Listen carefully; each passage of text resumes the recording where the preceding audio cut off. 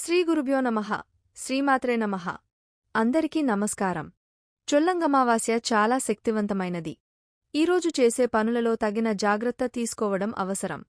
అప్పుడే దరిద్రదేవత అనుగ్రహం నుండి దూరంగా ఉండి లక్ష్మీదేవి అనుగ్రహం పొందగలుగుతాము. చొల్లంగమావాస్య రోజు చేయకూడని పనుల గురించి శాస్త్రం స్పష్టంగా తెలియజేస్తోంది.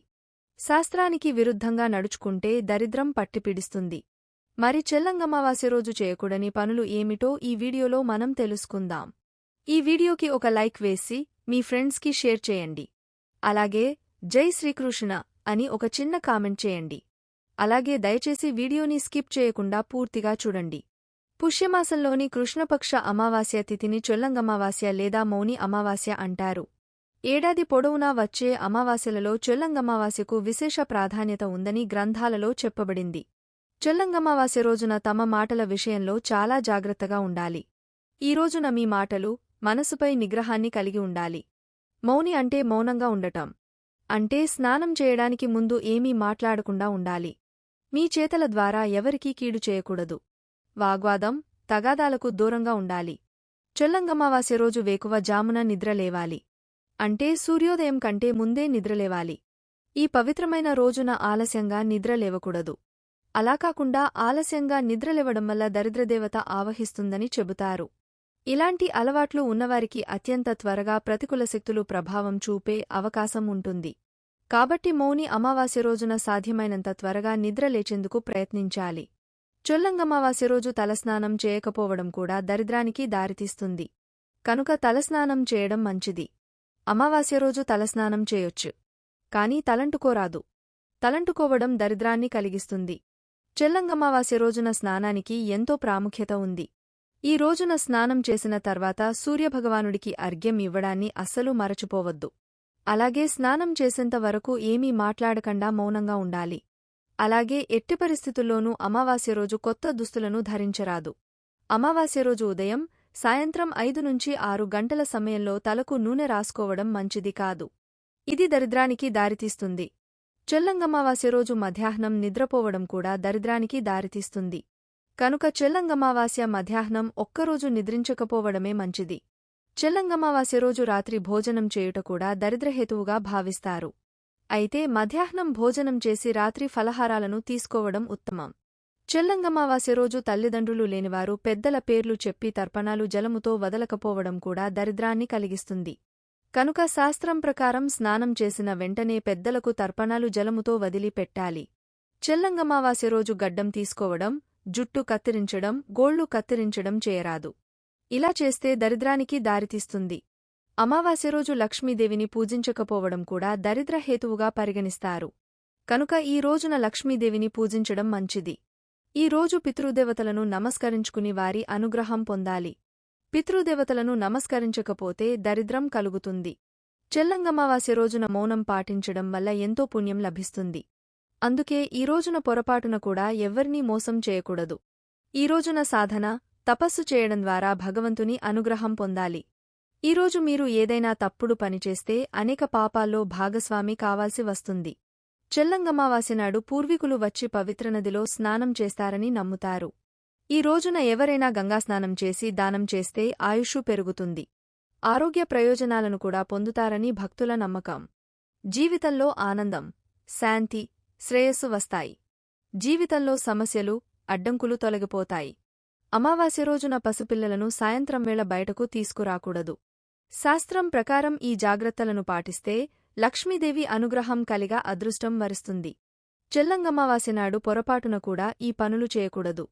ప్రధానంగా మాంసం తినడం, అబద్ధాలు చెప్పడం మానుకోవాలి. శాస్త్రం ప్రకారం నడుచుకుంటే శుభఫలితాలను పొందగలుగుతారు.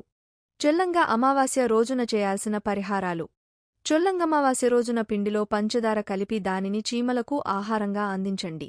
ఇలా చేయడం వలన పూర్వీకుల, పితృ దోషాలు తొలగిపోవడమే కాకుండా వారి ఆశీస్సులతో కోరిన కోరికలు నెరవేరుతాయి. చొల్లంగమావాస్య రోజున తప్పనిసరిగా నల్ల నువ్వుల లడ్డులు, నువ్వుల నూనె, దుప్పటి, ఉసిరికాయలు, నల్లని వస్త్రాలను పేదవారికి దానం చేయాలి. ఇలా చేయడం వల్ల పితృదోషం తొలగిపోతుంది. అమావాస్య రోజున పవిత్ర నదిలో స్నానం చేసి నల్ల నువ్వులను దానం చేయడం ద్వారా పూర్వీకులు సంతుష్టులవుతారని, పితృదోషం నుండి విముక్తి పొందుతారని నమ్మకం. పితృదోషం పోవాలంటే చెల్లంగమావాస్య రోజున మీ పూర్వీకులను స్మరించుకుని ఆ రోజున సూర్య భగవానుడికి అర్ఘ్యం సమర్పించండి. అంతేకాకుండా రాగిపాత్రలో నల్ల నువ్వులు, ఎర్రటి పువ్వులను నీటిలో కలిపి ఈ నీటితో సూర్య భగవానుడికి సమర్పించండి.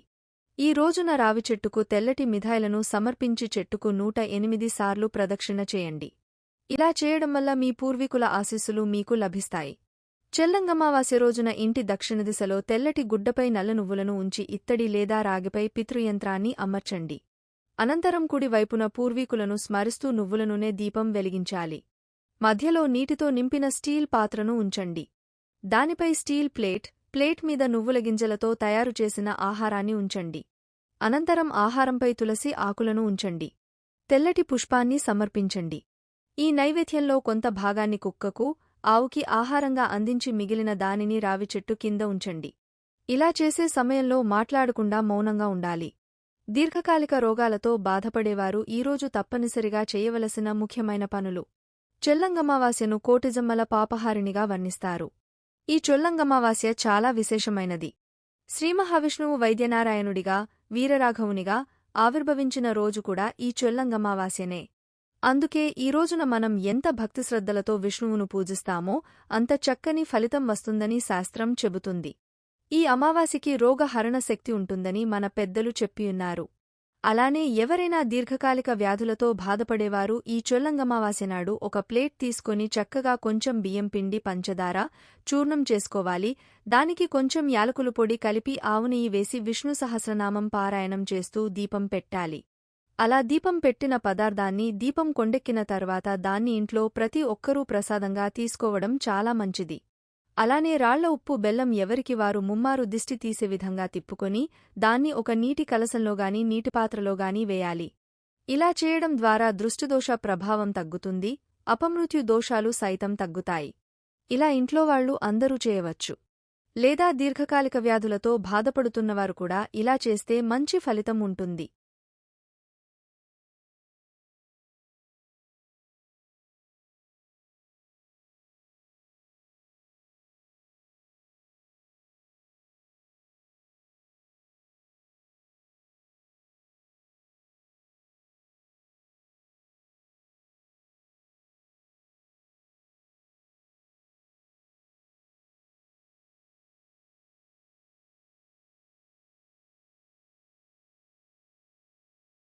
ఈ వీడియో గనుక మీకు నచ్చినట్లయితే ప్లీజ్ లైక్ చేసి మీ ఫ్రెండ్స్కి షేర్ చేయండి. అలాగే మా కొత్త వీడియోస్ మీకు వెంటనే చేరాలంటే మా ఛానల్ని సబ్స్క్రైబ్ చేసుకొని పక్కనే ఉన్నటువంటి బెల్ ఐకాన్ని ప్రెస్ చేయండి. ధన్యవాదములు.